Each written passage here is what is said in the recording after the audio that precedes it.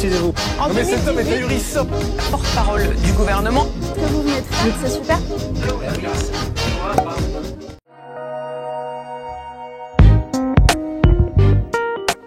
Donc, le Covid, sans transition, bam bam bam, le Covid, documentaire France 5, diffusé dimanche soir, si je dis pas de bêtises, Covid-19, le secret des origines.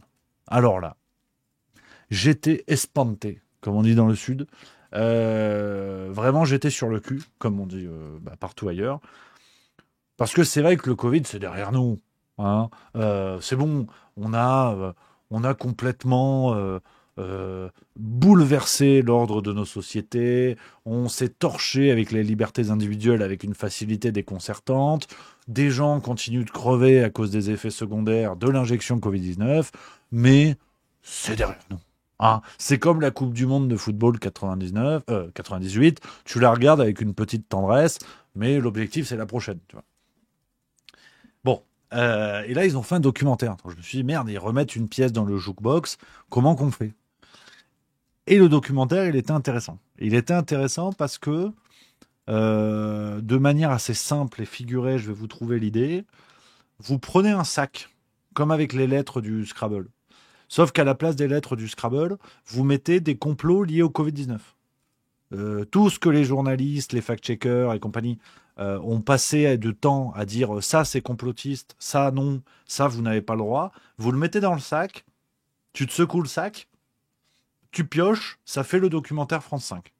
Voilà, je vais vous montrer la bande-annonce et après on va regarder les séquences majeures de ce truc-là et vous allez voir, ça fait froid dans le dos. Je crois même qu'on peut dire qu'on a les chocottes.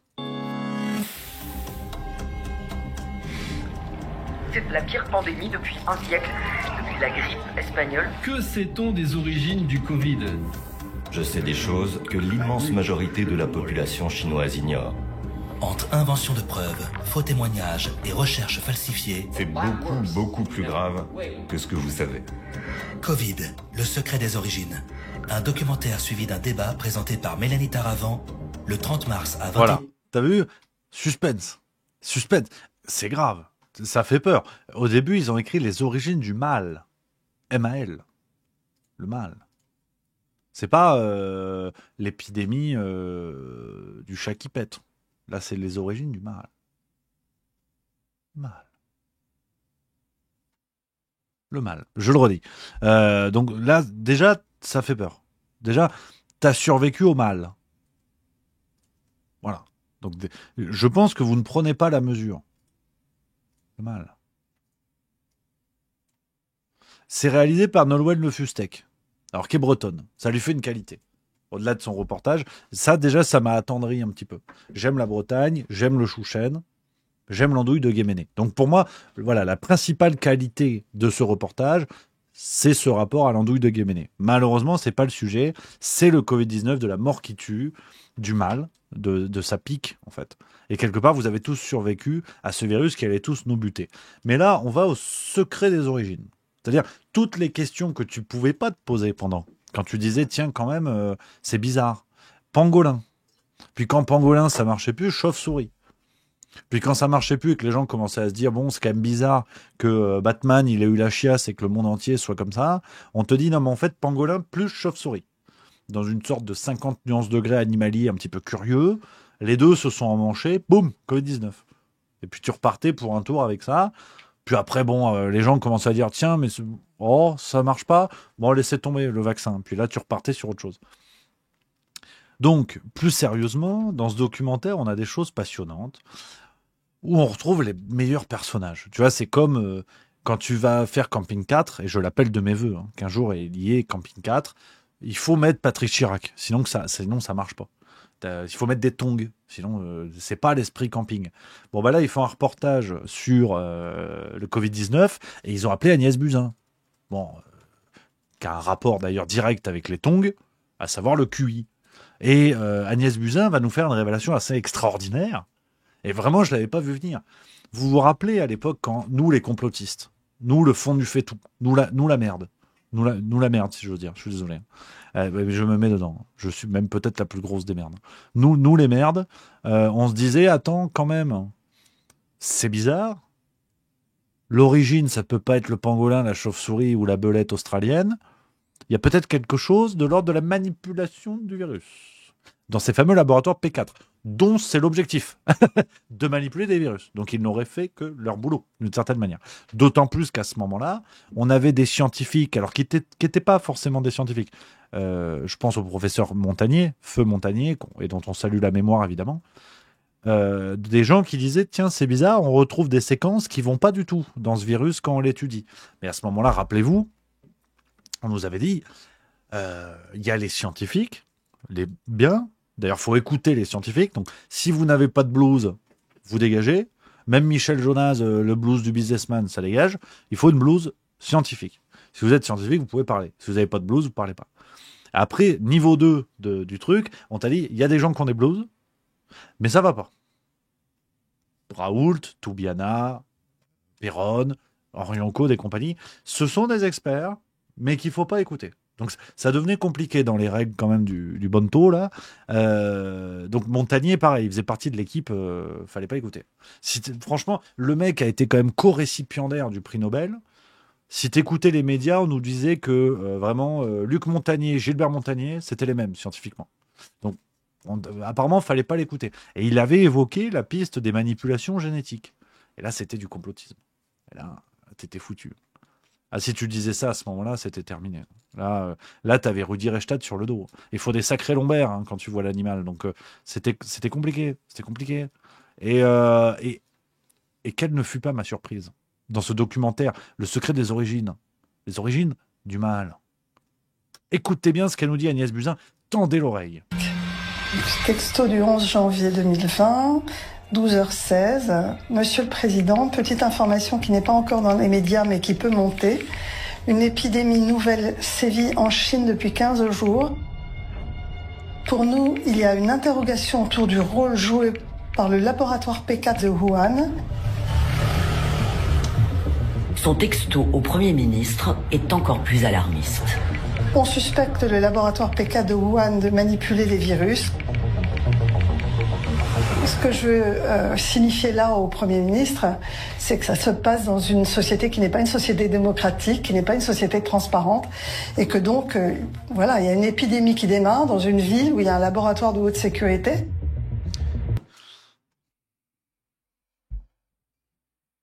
Alors, sincèrement, bon, vous le savez, j'essaie de me lancer sur les planches, j'essaie de bricoler. À côté de l'œuvre d'Agnès Buzyn, mon spectacle, c'est de la merde. Alors c'est pas la meilleure pub que je fais à mon œuvre, hein, je vais pas vous mentir, mais là Agnès Buzyn, bon, t'auras eu De Funès avec Buzyn, c'est De Funeste. Ah, c'est les jeux de mots, hein, c'est les jeux de mots. Donc pour être sérieux 3 minutes, il y a 2 choses qui vont pas, mais légères, elles sont légères les choses. La première, c'est que Agnès Buzyn a envoyé un texto avant même l'explosion du Covid en Europe, en expliquant on suspecte des manipulations dans le virus P4. Voilà. Mais en fait, c'est le pangolin qui s'est tapé la chauve-souris, fin de boîte de nuit, le verre de trop, tu connais.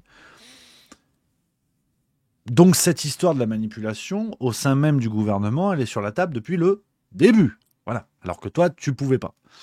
Étape 2 de la blague d'Agnès Buzyn, qui est globalement une blague. Hein, je veux dire, il y aura eu les monsieur et madame, il y a les blagues à Toto, il y a Agnès Buzyn. Pour moi, c'est une sorte de cohérence directe. Agnès Buzyn qui nous dit oui mais la Chine, ils sont les Shintok là-haut, Shintok, société pas transparente, société pas démocratique. Et c'est vrai que c'est beaucoup plus démocratique la France quand il faut attendre ce genre de bouquin, hein, Les juges et l'assassin, où tu as des journalistes d'investigation qui mettent la main sur un dossier d'instruction, sur l'un des scandales sanitaires les plus importants que la France ait connus. Ils arrivent par une fuite à avoir le dossier, sinon aucun citoyen français n'aurait eu vent de ce que se sont dit nos puissants pendant le Covid. Alors, c'est bien beau de taper sur nos amis des rois du canard laqué, mais ils sont tout aussi transparents que nous. Hein. Donc on va peut-être arrêter 3 minutes de se foutre de la gueule de Pékin, parce que c'est pas beaucoup mieux à Paris. Voilà. Donc, Agnès Buzyn régale, comme on dit dans le milieu de la gourmandise, elle n'a peur de rien. C'est-à-dire que on rappelle qu'Agnès Buzyn, est une femme qui a refusé de se rendre à sa dernière instruction, hein, on rappelle également, mais bon, ça c'est pas grave, convoquée par la Cour de justice de la République. Elle aurait dû être sous le coup d'un mandat d'amener, d'arriver menottes au poignet pour être entendue, mais elle a estimé qu'elle en avait marre. Voilà. Voilà. À Pékin, ça arrive pas. C'est vrai que c'est un peu plus autoritaire, mais quand Xi Jinping te convoque, bon, déjà, tu perds 2,5 kg parce que, bon, sur le plan gastrique, c'est serré, c'est tendu, mais t'y vas. Tu vois, Xi Jinping, c'est pas la Cour de justice de la République. Oui, allô, bonjour, c'est Xi Jinping. On va t'entendre? Oui? Où et quand? Ben, j'y suis, ça tombe bien. Voilà, nous, en France, c'est nique ta mère. C'est pas ce qu'elle a dit, mais c'est un peu l'idée. C'est quand même un petit peu l'idée. Donc, Agnès Buzyn, c'est ce genre de personnage qui t'explique que la Chine, c'est pire. Elle a eu le comportement qu'elle a eu. Je vous renvoie vers les précédentes vidéos, juste milieu, on est d'accord. On va pas revenir sur tout ça. Mais, et qui, en plus, a oublié tout ce qu'elle a dit. Hein, dans les fois où elle a bien voulu se rendre dans les auditions. Ah, je sais plus. J'ai été ministre. Vous avez des preuves santé. Alors là, j'ai des rapports avec la santé, non. Je suis médecin. Ouais, non. Elle se rappelle de rien, mais elle a tous les SMS. C'est quand même extraordinaire avec Agnès Buzyn. C'est qu'en fait, elle a tous les messages. Elle a tous les SMS. Tout est dans le dossier, tout est machin. Elle a les preuves qu'elle savait tout, qu'elle a tout dit à tout le monde, sauf à la justice. Donc c'est quand même bluffant. Mais pour avancer un petit peu dans ce que je voulais vous montrer, parce qu'il n'y a pas que ça dans le documentaire, voilà, la manipulation génétique, bilan du reportage de France 5, 5 ans plus tard, il le savait dès le début. Voilà, hein, et pourtant ça a été une opinion qui a été criminalisée, le pangolin, la chauve-souris. On avance. Un autre complot. Oh, le vilain complot. Oh, il est pas beau celui-ci. Alors là, il est pas beau. C'est au niveau des gains de fonction, des travaux sur les gains de fonction sur les virus, pour aggraver la dangerosité, voire la létalité d'un virus. On travaille pour les gains de fonction, sur les gains de fonction, pardon. Et le reportage nous dit quoi? Ah ben ça aussi c'est vrai en fait. Écoutez, c'est 4 minutes, ça dure un peu plus longtemps. Pendant des années, Xi Zhengli et son équipe sillonnent la jungle chinoise et rapportent dans leurs glacières plus de 22 000 échantillons stockés à Wuhan. Batwoman est habitée d'une mission, celle de sauver le monde d'une prochaine pandémie. 我们做很多工作，如果有一次你的工作能够用上疾病预防那个爆发，我觉得我们就很有意义。Pour financer ses recherches, Xi Zhengli s'est associé à un homme animé de la même ambition, Peter Daszak. À la tête d'une ONG américaine nommée Eco Health Alliance et dotée de dizaines de millions de dollars, cet aventurier de la science sait attirer les faveurs des médias. Il est filmé ici par une télévision américaine lors d'une expédition en Asie du Sud-Est. Peter Daszak était un épidémiologiste originaire du Royaume-Uni, très intéressé par les recherches sur les coronavirus. Il a commencé à travailler avec l'Institut de virologie de Wuhan et avec Xi Zhengli en particulier, il y a plus de 15 ans. What worries me the most is that we're going to miss the next emerging disease, that we're going to suddenly find a SARS virus that moves from one part of the planet to another, wiping out people as it moves along. That's something to be keeping you awake at night. And that's what you're hoping to prevent. Exactly that. We're looking for really the next HIV, the next SARS. Dans l'espoir de trouver des vaccins, l'intrépide virologue et la femme chauve-souris manipulent les virus prélevés sur le terrain en laboratoire. Oh, comme c'est marrant. Oh non. Oh non, là c'est chiant, hein. Là c'est chiant. Alors, je l'ai pas dit au début de la séquence, mais merci effectivement au compte Twitter Tribune Populaire hein, qui a découpé ces séquences-là issues du reportage. Merci pour le boulot. Mais tu vois, enfin, tout y est quoi. Tout y est.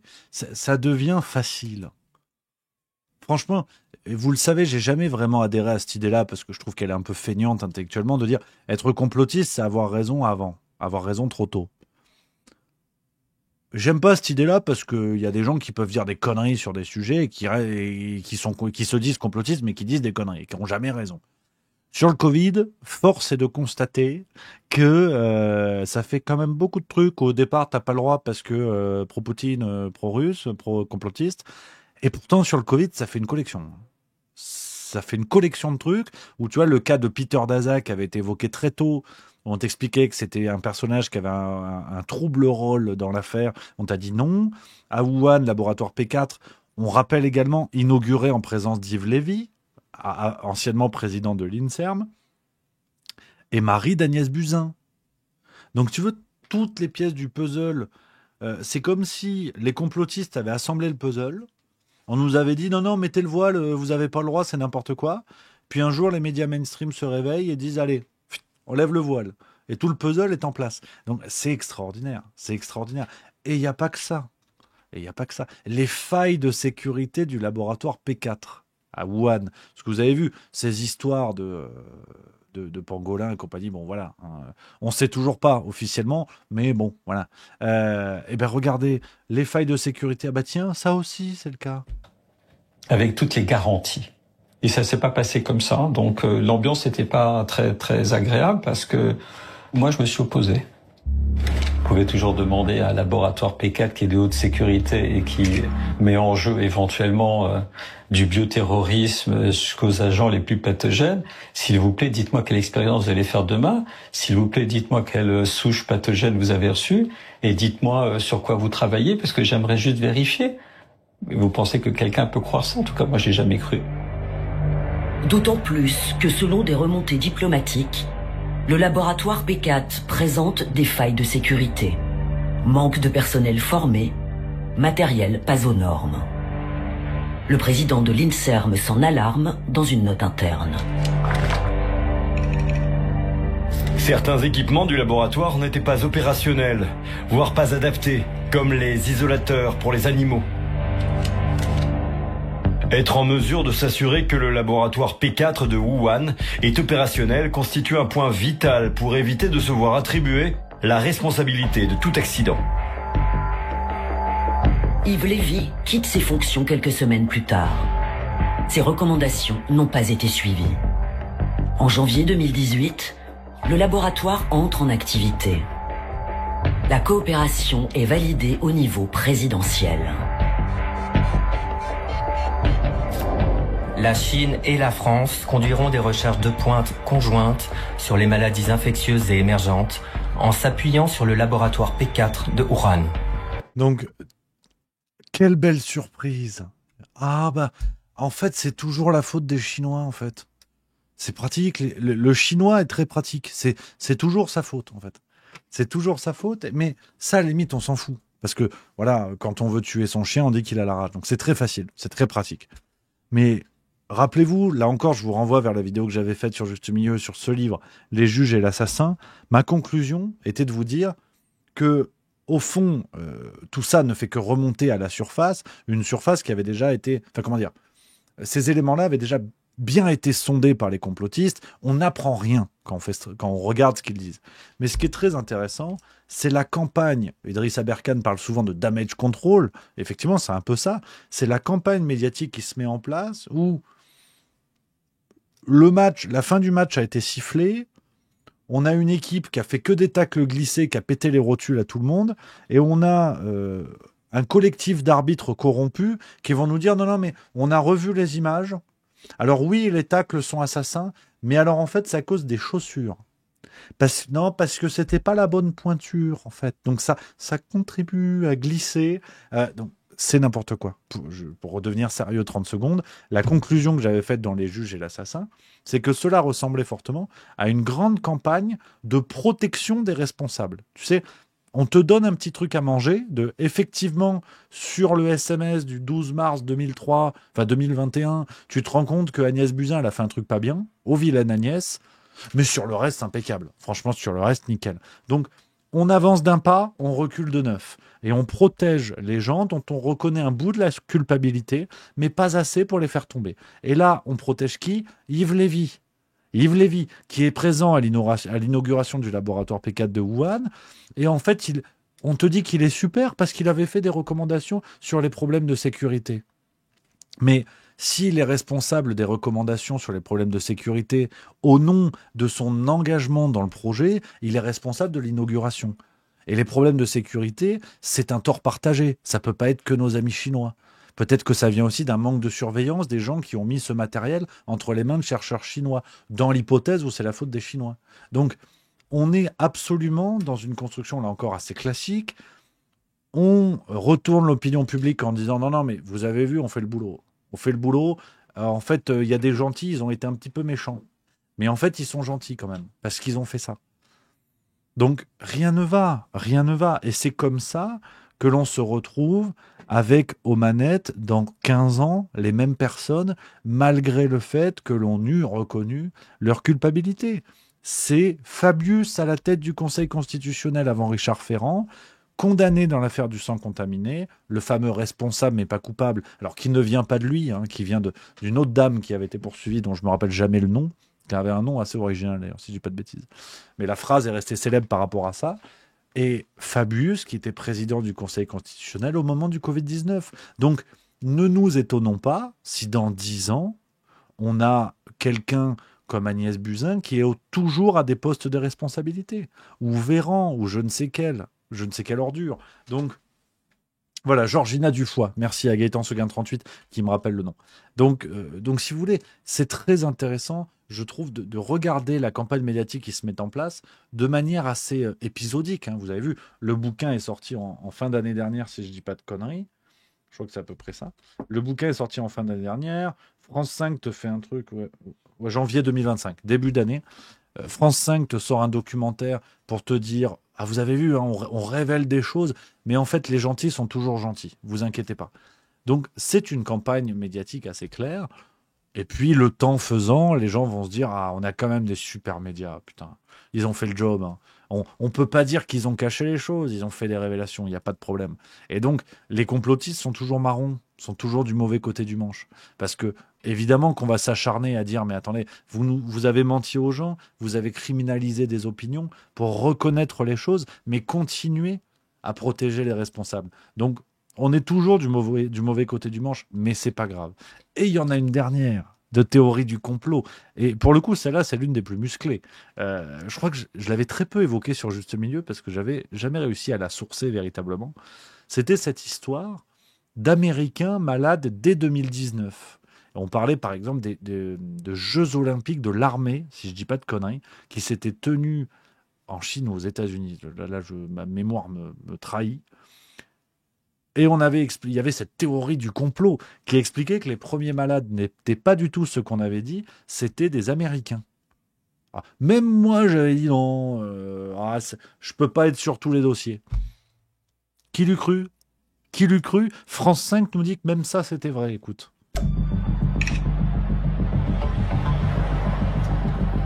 Le gouvernement américain a des raisons de croire que plusieurs chercheurs au sein de l'Institut de virologie de Wuhan ont été malades à l'automne 2019, avant les premiers cas identifiés de l'épidémie. David Asher, expert des armes biologiques, a dirigé l'enquête du département d'État américain sur l'origine du Covid. Nous avons eu accès à des informations très sensibles du renseignement au sujet des employés du laboratoire. Plusieurs d'entre eux ont été hospitalisés. Les éléments biologiques que nous avons observés nous ont énormément inquiétés. Ils étaient concordants avec les symptômes du Covid.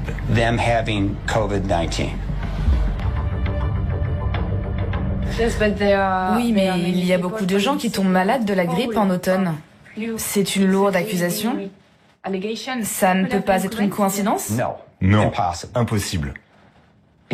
Parce qu'il s'agissait de laborantins qui travaillaient sur des coronavirus.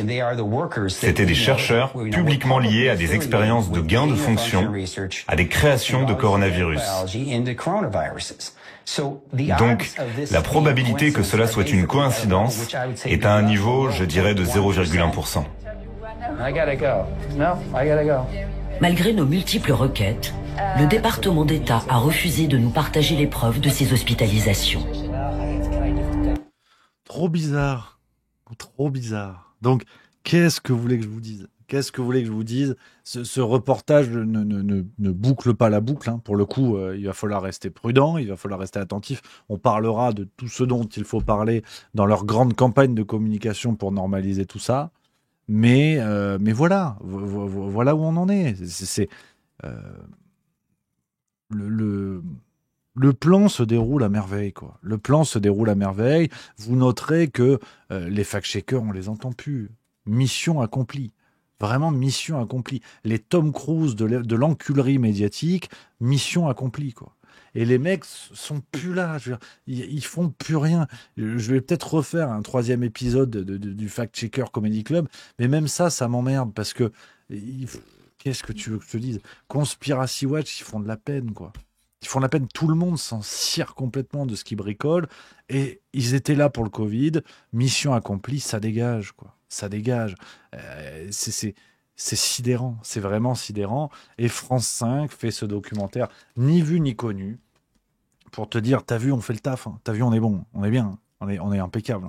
Donc, voilà, à la fois, c'est une forme de satisfaction parce que c'est le vieil adage, le mensonge prend l'escalier, la vérité, enfin, prend l'ascenseur, la vérité prend l'escalier.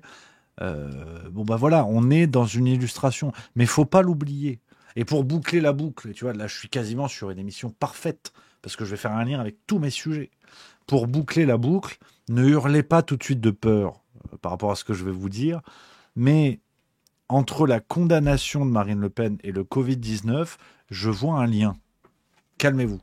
Je sais que ça va faire peur, mais tout est contrôlé.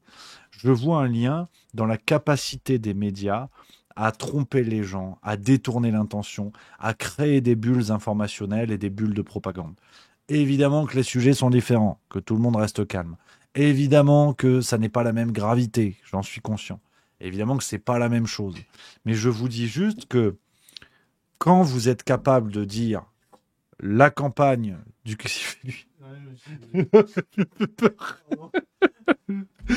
Quand vous êtes capable de détecter que le Covid-19 a été une campagne de propagande sans précédent, mais avec une dimension 1000 fois supérieure à l'affaire Marine Le Pen, qu'on est d'accord. On est bien d'accord. Écoutez ce que je vous dis sur la forme. Je ne suis pas sur le fond des sujets. Je suis bien conscient que ce sont deux trucs différents. Mais je vous dis juste que le Covid-19 a été une démonstration XXL de la capacité du système à détourner l'attention, à créer des bulles d'hystérie. C'est ça pour moi le point commun. C'est l'hystérisation des débats. Alors, le Covid, ça a été 1000 fois plus, 1 million de fois plus, évidemment. Mais sur la fenêtre de la condamnation de Marine Le Pen, on retrouve les mêmes mécaniques médiatiques, c'est-à-dire l'hystérisation des débats. Le Covid, on vous disait, c'est la mort, on va mourir, attention, restez chez vous, ça fait peur. Marine Le Pen, on te dit, peine de mort, c'est un scandale, un viol de la République, un viol de la démocratie. C'est une hystérisation. Donc, si on veut observer la capacité de notre système médiatique à créer de l'hystérie, à créer de la peur, pour moi, l'honnêteté intellectuelle commande de dire que le Covid, Marine Le Pen, c'est pareil. Parce que le système est capable de ça. Il est capable de faire peur aux gens avec des mots qui font peur, avec des bulles où ça prend une place énorme. Alors, le Covid, ça a duré 4 ans, évidemment. Marine Le Pen, c'est pas pareil. Ça va durer une semaine, comme je vous l'ai dit, tout le monde s'en fout. Mais au moins, pendant 3 jours, t'as des gens qui vont enraciner l'idée que c'est un vol démocratique. Alors qu'au départ, c'est le RN qui détourne du pognon, hein, qu'on soit d'accord. Et ça marche sur tous les partis. Tous les partis. Ça marche sur beaucoup d'autres sujets. Si demain Jean-Luc Mélenchon est condamné pour des faits similaires, on aura le droit à la même bulle. Parce que je vois Even Stamplar hier, qui n'a rien compris, qui me dit tout ramener à droite alors que c'est le juste milieu. Et les amis, je prends les infos comme elles viennent. Arrêtez de vouloir absolument que je tape sur les deux trucs, alors que s'il n'y a pas d'actu à gauche, je ne vais pas vous l'inventer. Donc, demain, Mélenchon se fait condamner, je dirais la même chose. Je ne suis pas responsable de comment viennent les actualités. Donc, je pense qu'il y a un phénomène d'hystérisation des débats qui est le même. Qui est vraiment le même. Et il faut le condamner dans tous les sens. Ouais. T'es d'accord ou t'es pas d'accord? Je suis d'accord. T'es d'accord. Bah, tu peux revenir demain. Fais chier. Non, j'ai quand même... ouais. Allez, hein, je suis là. Allez, hein. À demain, hein. À demain. Allez, hein. En pleine forme. Yes. Allez. Ciao, ciao. Ciao, ciao. Donc voilà, je pense que c'est très important, les amis.